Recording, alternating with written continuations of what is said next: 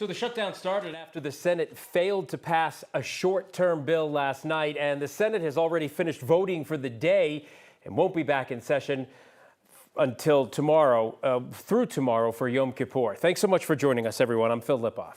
I'm Kim Christensen. We are 18 hours into that shutdown and seemingly no closer to a deal to end it. Thousands of federal workers won't even get paid. Some still have to go to work. Despite that, others will be furloughed. Some critical services will resume, like public safety and air traffic controllers. People will also still continue to receive Social Security payments. And while furloughs are happening, the White House said long-term layoffs are imminent. The last shutdown happened under President Trump's first administration in 2018. It lasted 35 days. Impacts of the federal government shutting down are already being seen here in Colorado. It's happening as people flock to Rocky Mountain National Park to see the fall colors. Yeah, it's that time of the year. The park itself is open, but visitors will notice some changes. 9 News reporter Janelle Finch joins us from Estes Park with more. Janelle. Despite most Rocky Mountain National Park employees not showing up today, the same can't be said for tourists continuing to visit despite a government shutdown. At Rocky Mountain National Park, people can't get into any visitor center as the government shut down, except one. Fall River Visitor Center is actually located outside of the park boundaries of Rocky Mountain National Park. So because of that, we are able to remain open. Casey Yo is the communications manager at Rocky Mountain Conservancy. The nonprofit supports the park in education and programming. During shutdowns, they're providing necessary services like search and rescue and medical response. We are here daily from 9 a.m. to 5 p.m.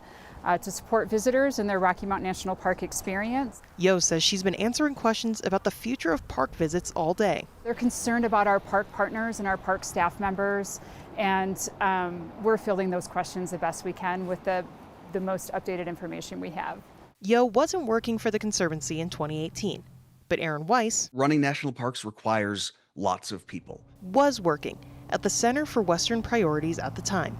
7 years ago was the last time a government shutdown hit national parks. We saw trash piling up all over the place. We saw latrines overflowing. Our national parks are effectively museums, and you have to leave your museums staffed. And if you can't do that, you just have to shut the gates. Yo says impacts could be similar during this shutdown. Limited trash removal, limited bathroom cleanup. We would ask folks to please pack in and pack out their trash. Limited emergency services response. Denial at visitor centers isn't enough to deter, but for however long the shutdown lasts, the future of public lands now lies in the public. If at all possible, find a different park to head to.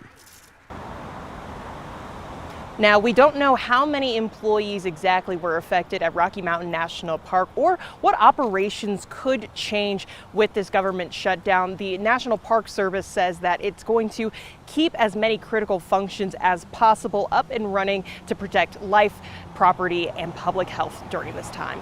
Live in Estes Park, Janelle Finch, 9 News. Of course, top priorities, and we can see the beautiful foliage behind you. One of the reasons why people flock to this part of the country and Colorado specifically.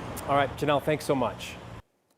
Another impact we are going to see is investigations by the National Transportation Safety Board. Right now, the NTSB will only do emergency essential work. While it will continue investigations, it actually could backlog some investigations that already take 1 to 2 years to complete.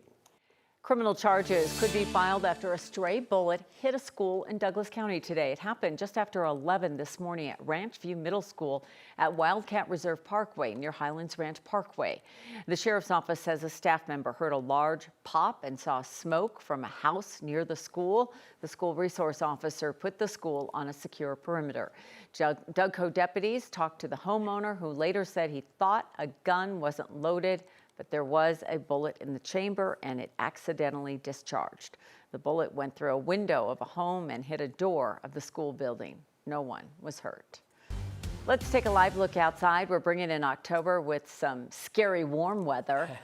It is just like one of the most perfect days on every levels, and tomorrow's going to be warmer. Yeah, and I know that, Kathy, you and Kim say you love September, but my question is, if October starts like this, you love October too? Yeah. We do. Yeah. Simple. We do. It was so, it's just like the sky is so blue today. It is. There's like this little light breeze. It's so nice. Phil, Kim and I have been here for decades, and we know that October can also bring blizzards. Blizzard.